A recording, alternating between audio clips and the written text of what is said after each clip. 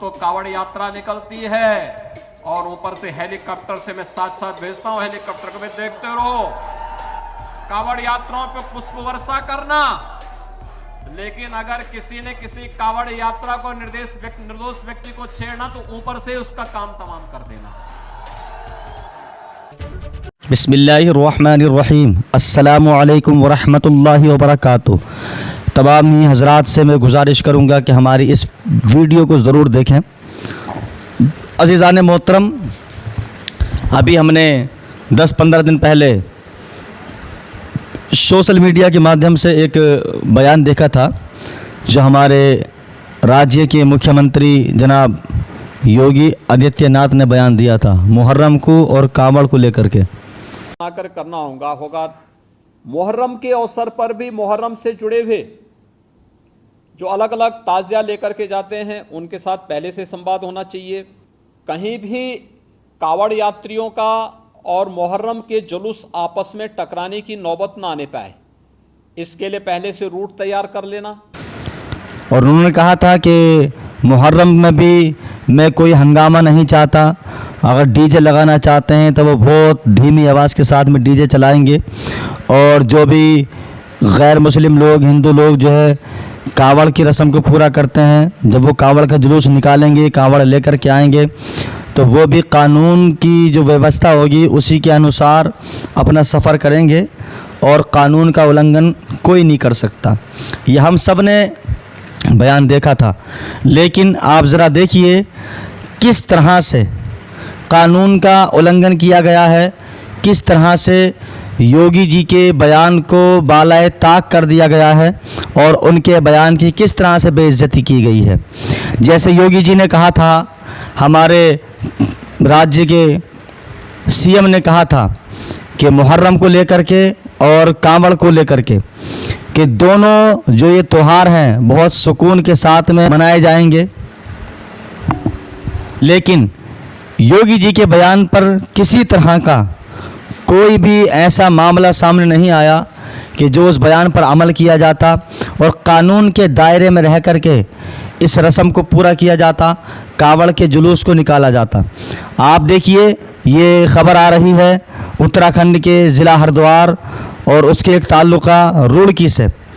रुड़की में कांवड़ियों ने क्या किया है, कितनी गंदी, कितनी घिनौनी हरकत की है।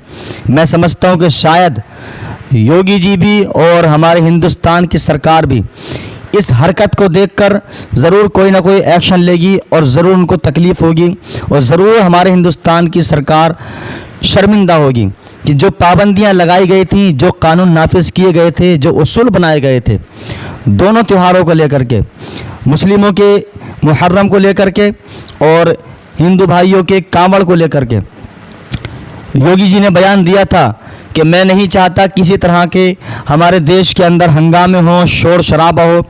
अगर मुसलमानों को मुहर्रम का जुलूस निकालना है तो किसी के हाथ में कोई खंजर, कोई तलवार नहीं होगी, किसी के हाथ में किसी तरह का कोई हथियार नहीं होगा, कोई आतिशबाजी नहीं होगी और किसी भी तरह का कोई हंगामा नहीं होगा।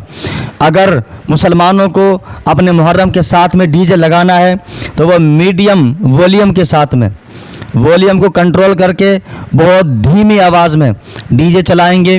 और अगर हिंदू लोगों को कावड़ लाना है, कावड़ का जुलूस निकालना है तो वो भी अगर डीजे लगाएंगे तो आवाज़ को कंट्रोल करेंगे, वॉल्यूम कंट्रोल करेंगे।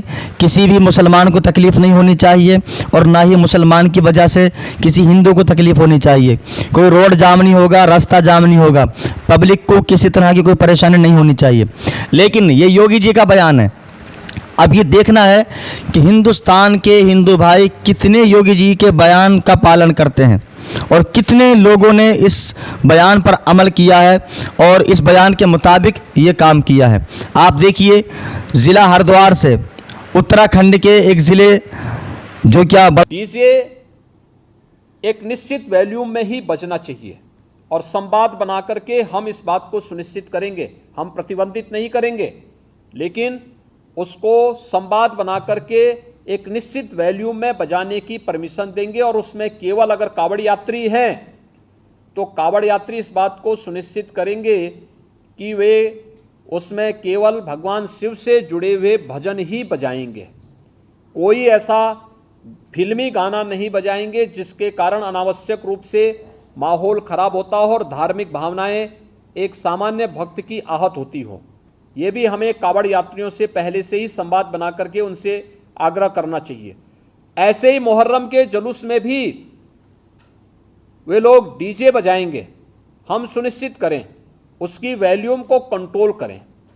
अनावश्यक रूप से ढोल और ताशा बजा करके शोरगुल उतना न बचाएं जो कान फोड़ू हो जाए, और कान फोड़ू व्यवस्था को हमें रोकना पड़ेगा, हर हाल में रोकना पड़ेगा। अस्त्र शस्त्र का अनावश्यक से कोई हंगामा नहीं होगा। हालांकि हम भी ताज़ियेदारी के खिलाफ हैं, लेकिन जहां कानून की बात रही, जहां उसूल की बात रही, जहां पाबंदी की बात रही, तो ये सिर्फ पाबंदियां मुसलमानों के लिए नहीं होनी चाहिए, मुसलमानों के लिए नहीं होनी चाहिए, ये हिंदू लोगों के लिए भी होनी चाहिए, पूरे देश के लोगों के लिए होनी चाहिए।